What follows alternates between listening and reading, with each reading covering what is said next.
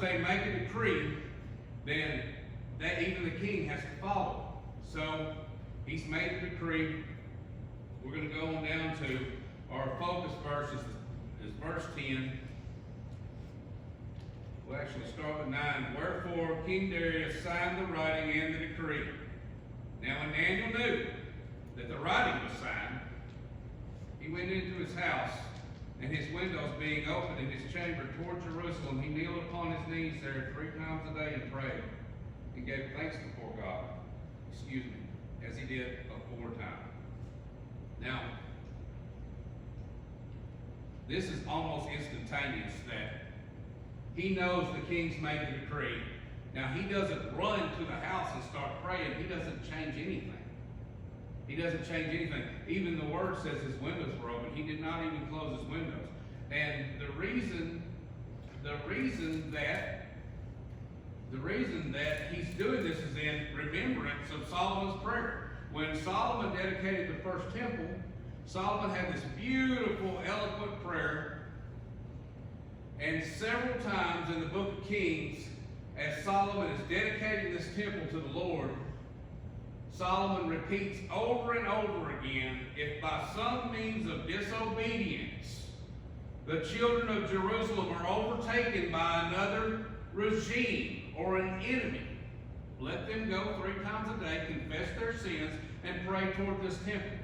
He was obedient. He was still doing this all these years later. Keep in mind, this is 50 plus years he's been doing this. 50 plus years he's been obedient to what Solomon prayed to the Lord in the dedication of the temple. And he's still praying toward that temple. 50 plus years ago, when he's fell under persecution of these people who came to accuse him of wrongdoing. And they knew the only way that they could do this was to make a decree involving his God. Well, they set him up in a big time way, because when they said, King, we've all made this decision, this should be the decree. Well, it wasn't them all, because Daniel was the top of the notch. It couldn't have been all, but he wasn't there. But Daniel did not say a word. When Daniel was the entire time Daniel was being brought to the lion's den, Daniel is, we suppose, arrested like Jesus in the garden, and he's led to the lion's den. He hasn't said a word about any of this yet. He's been accused, and he's not doing 2 things. He's not throwing it back, and he's not defending himself in any way. So he's leaned on God so long, and he's leaned on God through so many things, that this trip to the lion's den is a walk in the park. This is just another day at the office. Okay, we're going to go to the lion's den, because Daniel's prayer is that God save him. That's the prayer that he prayed in Solomon's prayer. If there's an enemy comes upon us, that God saves us. Well, a lot of times, especially in today's society, we don't realize that sometimes death is saving us. Death is a means to the Lord. Death is on to victory. A lot of people are so scared of leaving this world, but there's an expiration date on you, and David will explain that to you in Psalm 139 if you ever get time just to meditate on it. We're all headed toward that day, and if that day was the day that the Lord had picked for Daniel, so be it. He didn't say a word about it. We're going to go on down to the lion's den. And the accusation, Satan's name in heaven was Lucifer, and Lucifer means light. He didn't have Lucifer is put in the same basket as a bad term now, but his name was shining in heaven, light. And then as he was cast down to become Satan, Satan means accuser. That's what it means. That's what the word Satan means, accuser. And our enemy, be it whatever that it is going to come at us with accusations first. And as he's accused, as his character is being assaulted, he has not one bad word to say about this entire situation. And it reminded me a lot when I was talking to my pastor the other day about David. And I love David. I love the story of David.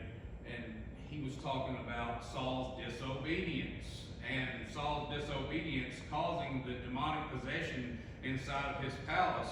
But David's obedience to me goes back to where David's in the pasture, and David, again I'll be paraphrasing it, David's in the pasture, and David's watching the sheep, and Samuel comes to anoint a new king. And we all know the story, and all the good-looking kids are in the house, and Jesse is showing all the boys, you sure it's not this one? You sure it's not this one? And Samuel says, there's not anymore. Well, there's one, and he's in the pasture. We'll go get him. We're not even going to sit down until he gets back. Go get him. They go get him to come back. Samuel said, that's him. That's him right there. Anoints David. The word says the Spirit of the Lord went over David. Samuel leaves. Can you imagine being David at that point in time? Because it starts, and David's problems start before he is even born. David's problems start when it says that he was conceived in sin. And I'm not saying anything about David's parents, but there was a reason why he didn't stay in the house with everybody else, and he had issues with his mom, and he had issues with his dad. And at this point in time, they anoint him, and the Spirit of God comes over him, and all his family's there, and you know he's just overjoyed. And then Samuel leaves, and they say, ain't you got some sheep to be taken care of? He goes back out here. The word didn't say, I don't know about y'all, but if I was David, I'd be like, didn't you hear what the preacher said? I'm going to be king. Not you, not you, not you. I'm going to be king. He didn't say that. He didn't say that. He goes on out back to the field, back to the sheep, back to the sheep. And even the day that he met Goliath, his sole purpose was to go to the battlefield and give a report of what his brothers were doing, because Jesse, his dad, was more concerned about his brothers and their well-being on the battlefield. So he sends David with some cheese. David, go get a report of your brothers and come back to me. When David finds them besieged and held hostage by one man, the entire army is held hostage by one man. And David says, your servant will fight this man. Very humble in spirit. Your servant will fight this man. They said, what? You? He's a man of war. He's a man of war. For decades he's been killing people for a living. Your servant will fight this man. He said, I killed a bear. Like nobody knew about that. Like a bear came, and y'all know that David has like a stick. And I studied that once for another sermon. And it's not just the staff that pulls the baby sheep out of the crack in the rock. He's also got another staff or a club that they carried with them that went in their belt. So if he killed a bear that had a ewe, that means that he was at arm's reach from a bear. And he killed a bear with his bare hands. And he said, killed a lion.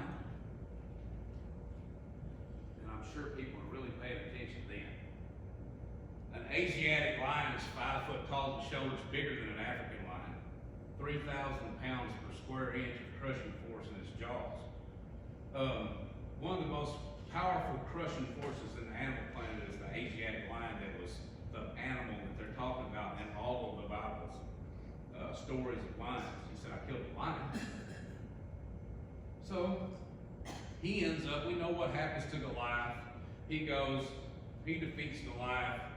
He leaves there, ends up in the king's palace, and through unobedience, Saul's unobedience, he is experiencing demonic possession. And he's trying to get David, they're trying to get David to play the harp to make him feel better, when Saul starts throwing spears at him. Now, you've got to put yourself in David's perspective. This is the king, and I'm going to be the king. And he's tried to kill me. And David moves out of the way. David moves out of the way again, and David is driven out of the palace, and it starts this huge manhunt. And the manhunt is well described in the Bible. Twice during that manhunt, David once is in the cave when Saul comes in, the king comes in, takes his robe off. He's got to do his business in the cave. David's in the cave and cuts off part of his coat, his robe, just to let him know he was here. And then afterwards, David felt bad about the piece he cut off. Shouldn't have done that. He's the king. And all of his soldiers are like, are you crazy? You should have cut his head off. He's trying to kill you. He's the king. He's the king, and I feel bad about cutting his clothes. David felt bad about cutting his clothes. Again, it says the Lord put Saul's army into a deep sleep. They come upon David, and his men come upon Saul. Saul's asleep. His head's here. His sword is in the ground by his head. And one of the guys is like, David, all you need to do is, this is over with. No, he's the king. Gather up some of his things and let's be gone. So they did. David ends up gaining the throne. But David gained the throne because of obedience. He didn't gain the throne because of valor. He was a very, very valiant man. A man after God's own heart. But David did not gain the throne from valiancy, from being a fighter. He gained the throne from obedience. And obedience to God, and getting up every day and saying, I've got a role to play. I know what it is. It's to listen to the Lord and to go on about my business. He was not going to kill Saul and take his place. He was just not going to do it. And Daniel is the same thing that prepared David for Goliath, the same thing that prepared David for all of the fights he was in, prepared Daniel for the lion's den. And Daniel came upon the lion's den just like David did Goliath. I'm sure in his mind he was like, you can put me in there if you want to. Go ahead. Throw me in there. So he's in the lion's den. Let's fast forward a little bit because we all know what happened. King Darius is up all night. Like he knows he has put an innocent, blameless, good person in the lion's den. He knows he has. He's probably upset at himself. He's upset at all of his people. I'm sure that the Parisians, they had council on top of council. They had a very intricate setup of governors, princes, all these different sheriffs, magistrates, and I'm sure he had lawyers. And I'm sure he had a lawyer in his chambers that night saying, what can we do to get him out of the lion's den? Nothing. I guess I can only assume that you have to spend a night in the lion's den before they open the seal again to see what's going on and everything. He comes to, all night long he doesn't eat. They say music was not played in his house. He's meditating on what happened. And then he runs from the palace. After he had fasted that night, the king arose very early in the morning and went hasted onto the den of lions. And when he came to the den, he cried out with a lamentable voice unto Daniel, and the king spake and said, O Daniel, Daniel, servant of the living God.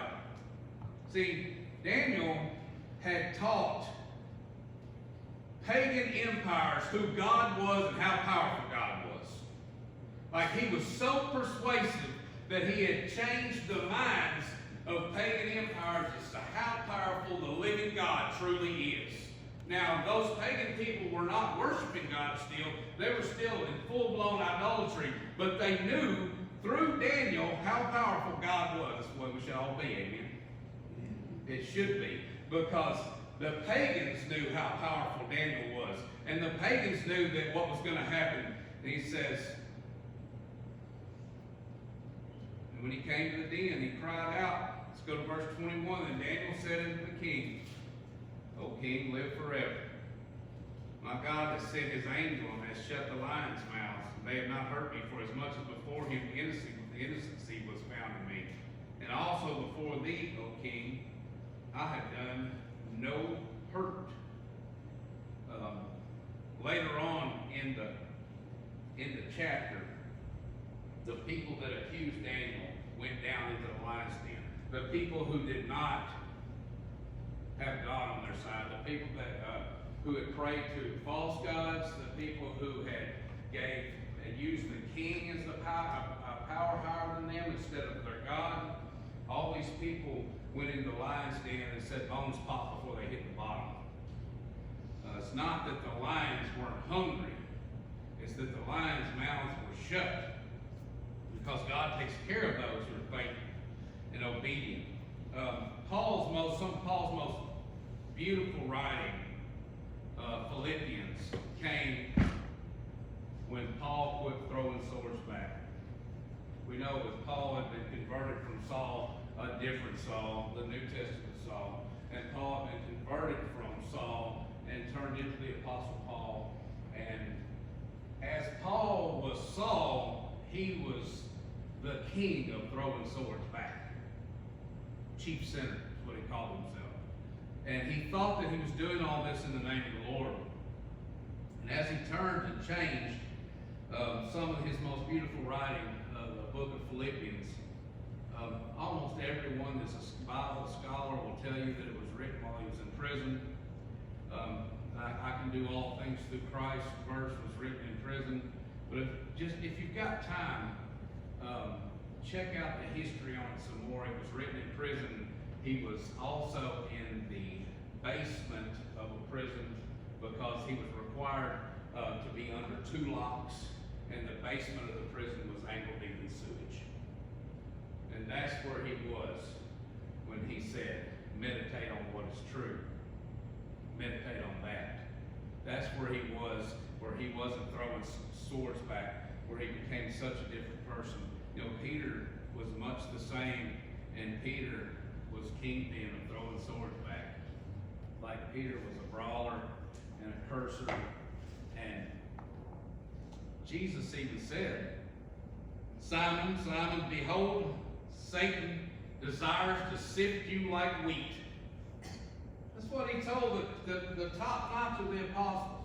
And he said, I'm going to pray for you. Ain't that beautiful when God prays for you? He said, I'm going to pray for you that when you're converted, when you stop giving it back, you'll be here to help your brethren. And then later, Peter wrote those beautiful words in 1 Peter 5:8 that said, be sober and be vigilant because your adversary, the devil, walketh around like a roaring lion, seeking whom he may devour. I love how Peter said, like. He wasn't like our enemy. Our enemy now has been defeated at the cross at Calvary. He's been defeated. It's over with. It's over with. And Peter, the underlying of saying like a lion is the enemy we fight now has no power over us. Like a lion, like an actual lion was. Like the lion that David fought and the lion that Daniel slept with or walked around that whole night of walking around the bottom of that lion's den, our enemy is like that lion. He's got a big mouth. He makes a lot of noise. He says a lot of things to you that probably aren't true. He takes the truth and twists it around like he did in the garden because he knows he's got a reservation and it's not in heaven. But yours is. And he doesn't even care about you. That's what most people think. Most people think, oh, the devil, Mike, the devil's after my car. Alternator went out. Devil ain't after your car. He flew Jesus to the top of the mountain. He doesn't need Uber. He don't need your car. Oh, Mike, the devil's after my job. They say we might get laid off next month. The devil don't need $5.50 a week. He owns the drug trade. He owns all the black darkness and pornography and drugs and all sex trade and all that. He doesn't need your $550 a week. I said, Mike, I need you to pray for me. The devil, he's after my relationship. He's after my wife. I guarantee you. That's a different story. That was funny. I guarantee you he's not after your husband. And he's not after your wife. Let me tell you what he's after. He's after your effectiveness to the kingdom of God. Amen. That's what he's after. He's after your mind. He's after the way that you can help other people come up out of that pit. That's what he's after, because he's got a reservation. I mean, go and read Revelations 19 and 20. He's going to be there. He is. But he's not there now. Sounds good. Preaches good. Preaches good that he's there and he's waiting on us with a pitchfork. But he's here. What the word says. He's the power over the air above here. That he's here right now, and he's running some things here right now. And he's walking around like a lion, with a big voice, and he just wants you to talk back and to get back on his level and get to start throwing swords back, so you can just think like he thinks. Because once you think like he thinks, then you'll do like he does. All actions are preceded by thoughts. Don't ever let anybody tell you, I didn't think about it, I just done it. Yeah, you thought about it. He just wants you to think like he thinks, and to think the lies are going to kill you, and to think all the lies that he believes that he can tell you. He just wants to get you to think like he thinks. He takes your effectiveness to the kingdom of Jesus Christ away from you. And that's all that he really wants to do. That's all that he has. No personal interest in you or your life or your money or your wife or your husband. He doesn't. He just wants you to fear something.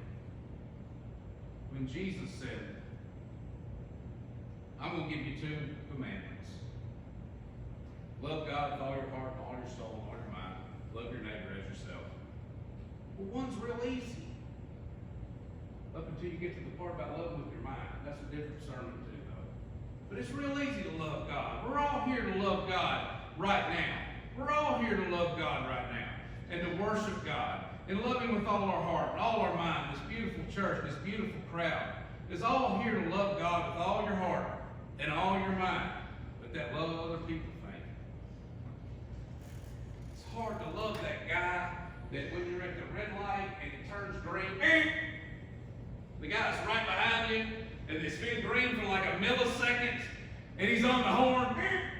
It's really hard to, and if you throw the sword back, then the next thing you know, people think that our enemy has all this control over us. He really doesn't.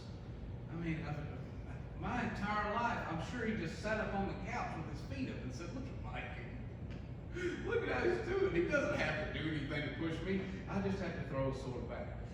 I just have to be unrepresentative of obedience. Like Daniel was obedient. We talked about Paul being obedient. And just to close with you, the picture of obedience that we're following is Jesus Christ. That all the way to the cross, he wasn't fussing. He wasn't cussing. He was going to go all the way to the cross, and he did, to die for me and you, for our sins, without a word. He made himself available that way. And what he teaches us is to become more like him. And in the beginning was the Word, and the Word was with God, and the Word was God. If you want to know Jesus Christ, he's the book. If you want an intimate relationship with the Lord, it's all in the book. And he'll tell you through these people of great obedience how to be more like him and less like us. And that is the purpose of our plan here, to spread the gospel to every creature. But to spread the gospel to every creature, to have that love for every creature, we have to be obedient to him. We have to be obedient to him, and we have to start transforming our mind into a mind that's more like his, to see people like he sees and hear people like he hears.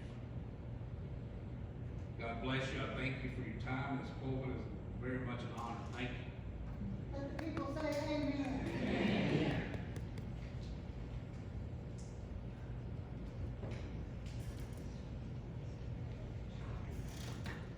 It's good to hear a man's voice from the pulpit.